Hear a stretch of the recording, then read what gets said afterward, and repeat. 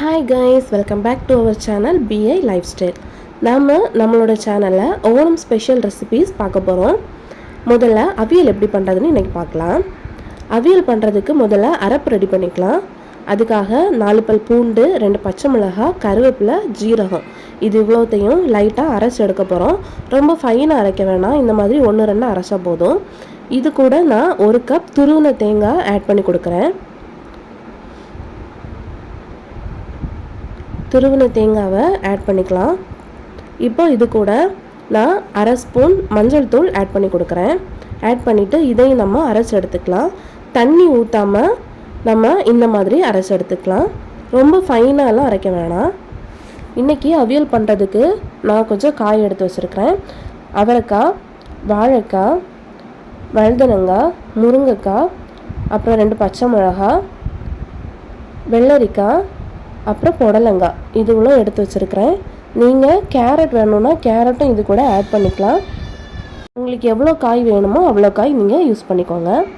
கடாயில் 2 ஸ்பூன் தேங்காய் எண்ணெய் நான் ஆட் பண்ணியிருக்கிறேன். தேங்காய் எண்ணெய் சூடானதுக்கப்புறமா கொஞ்சம் கடுகு ஆட் பண்ணுறேன். கடுகு பொரிஞ்சு வந்ததுக்கப்புறமா காஞ்ச மிளகாய், கருவேப்பிலை ஆட் பண்ணி கொடுக்குறோம். இப்போ இது கூட நம்ம எடுத்து வச்சுருந்த காயை ஆட் பண்ணி கொடுக்கலாம். காய் ஆட் பண்ணதுக்கப்புறமா காய் வேகிறதுக்கு தேவையான அளவு உப்பு இது கூட ஆட் பண்ணி கொடுக்குறேன். ஆட் பண்ணிவிட்டு ஒரு வாட்டி நல்லா கலந்து விடுங்க. கலந்து விட்டு மூடி போட்டு இதை மீடியம் ஃப்ளேமில் வேக வைக்கலாம். இப்போ பார்த்திங்கன்னா ஒரு பாதி காய் வெந்துருச்சு. இந்த ஸ்டேஜில் நம்ம அரைச்சி வச்சுருந்த அரப்பை ஆட் பண்ணி கொடுக்கலாம். ஆட் பண்ணதுக்கப்புறமா நான் இது கூட கொஞ்சமாக புளிக்கரைசல் ஆட் பண்ணி கொடுக்குறேன். நீங்கள் புளிக்கரைசல் வேணாம் அப்படின்னா தயிர் கூட ஆட் பண்ணி கொடுக்கலாம். தயிர் ஆட் பண்ணுறதா இருந்தால் லாஸ்ட்டு ஃபைனல் ஸ்டேஜில் நீங்கள் ஆட் பண்ணி கொடுக்கணும். இப்போ இதை நல்லா கலந்து நம்ம வேக வைக்கலாம். நான் இது கூட தண்ணி எதுவுமே ஆட் பண்ணல. மீடியம் ஃப்ளேமில் வச்சு குக் பண்ணி எடுத்துக்கலாம். இப்போ பார்த்திங்கன்னா நம்ம அரப்புக்கு தேவையான அளவு சால்ட் ஆட் பண்ணி கொடுக்குறோம். சால்ட் ஆட் பண்ணி ஒரு வாட்டி கலந்து விடுங்க. மெதுவாக கலந்து விடுங்க, இல்லைன்னா காய் உடஞ்சி நல்லா குழஞ்சி வந்துடும். இந்த மாதிரி மெதுவாக மிக்ஸ் பண்ணி கொடுத்து மூடி போட்டு வேக வைக்கலாம்.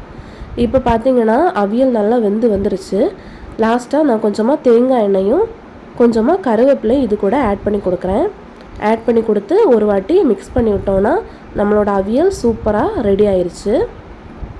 இப்போ பார்த்திங்கன்னா நம்ம அவியல் சூப்பராக ரெடி ஆயிடுச்சு.